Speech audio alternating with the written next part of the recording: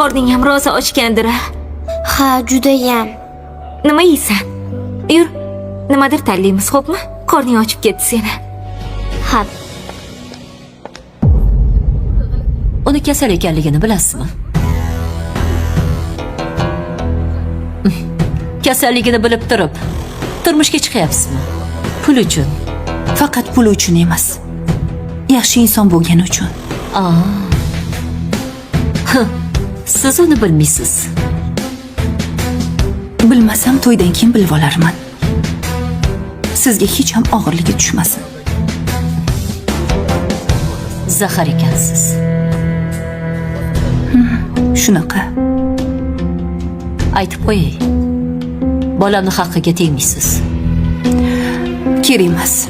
Xudoga shukr, o'zimni pulim o'zimga yetadi. Ha, ko'rinib turibdi.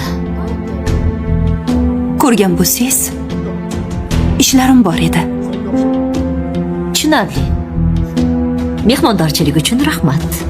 Arzimaydi. Xayr. Mayli.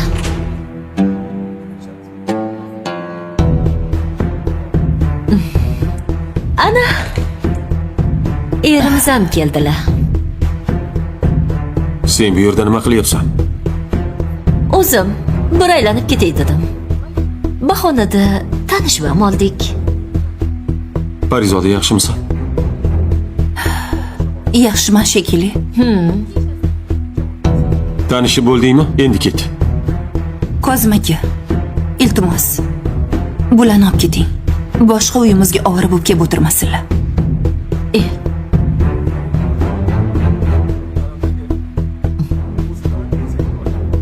Nimaga kelding? Maqsading nima?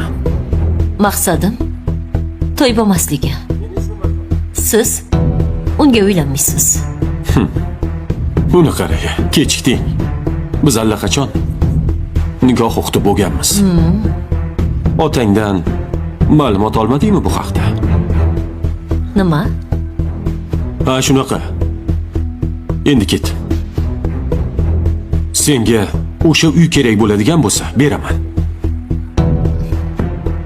Xavotir olma. O'g'limning haqqini ham yerda qoldirmayman. O'ziga beraman.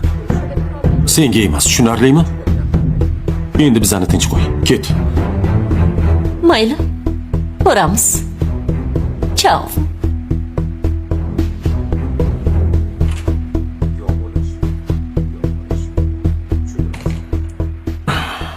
Pari.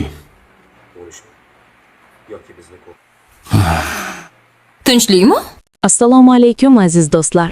Bugungi videoyimizda biz siz bilan yana bir ta'sirli va har birimizni mulohaza qilishga undaydigan hayotiy hikoyaning tahlilini ko'rib chiqamiz. Bu voqea shunchaki qahramonlar atrofida aylanmaydi, balki biz kundalik hayotda ko'pincha e'tiborsiz qoldiradigan eng nozik jihatlarni yuzaga chiqaradi. Ushbu qismda oilaviy munosabatlarning qadri, sabr-toqatning kuchi va og'ir sharoitlar bosimi ostida qolgan inson ruhiyati juda jiddiy va salobatli tarzda tasvirlangan.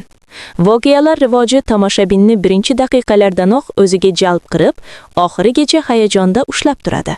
Epizodning boshlanishi sokin, ammo juda og'ir va bosimli muhit bilan ochiladi.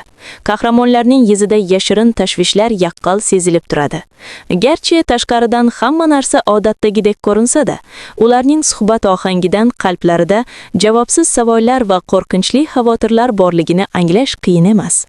Hikoya sekin-asta rivojlanib borar ekan, har bir sahna tomoshabin ongida yangi bir fikrni uyg'otadi. Qahramonlar o'rtasidagi muloqotlar sodda ko'rinsa-da, bu oddiy jumlalar ortida juda chuqur va og'riqli tuyg'ular yashiringan.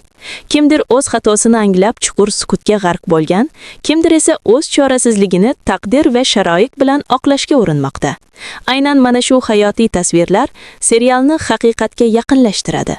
Shu o'rinda munosabatlarning naqadar nozik ekanligi yaqqol namoyon bo'ladi. Ona va farzand o'rtasidagi cheksiz hamkorlik, er-xotin o'rtasidagi tushunmovchiliklar va oilaning boshqa a'zolari o'rtasidagi murakkab bog'liqlik, bularning barchasi juda muvozanatli tarzda ko'rsatilgan. Serialda hech bir joyda ortiqcha shovqin yoki bo'rttirilgan hissiyotlar yo'q. Aksincha, ba'zi sokin lahzalarning o'zi minglab so'zlardan ko'ra ko'proq ma'no anglatadi. Voqealar rivoji davomida vaziyat yanada jiddiylashadi va hamma uchun kutilmagan, tashvishli bir xabar tarqaladi. Bu xabardan so'ng uyning fayzi yo'qolib, muhit butunlay o'zgaradi. Har bir qahramon bu og'ir vaziyat bilan o'zicha kurashishga harakat qiladi. Ba'zilar jasorat bilan kurashishni tanlasa, ba'zilar esa chorasiz qolib faqat duolarga suyanadi.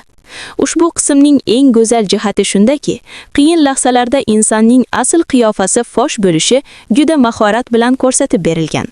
Ba'zilar irodali bo'lib chiqadi, ba'zilar esa bosim ostida sinib qoladi. Shunga qaramay hikoya hech bir qahramonni mutlaq aybdor yoki mutlaq haq deb ajratmaydi, balki ularni shunchaki xato qilishga moyil bo'lgan inson sifatida namoyon etadi. Vaqt o'tishi bilan qiyinchiliklar to'liq tugamasa-da, qahramonlar o'rtasida hamjihatlik va umid uchqunlari paydo bo'la boshlaydi. Oilaviy birdamlik har qanday muammoni yengishda yagona kuch ekanligi yaqqol ko'rinadi.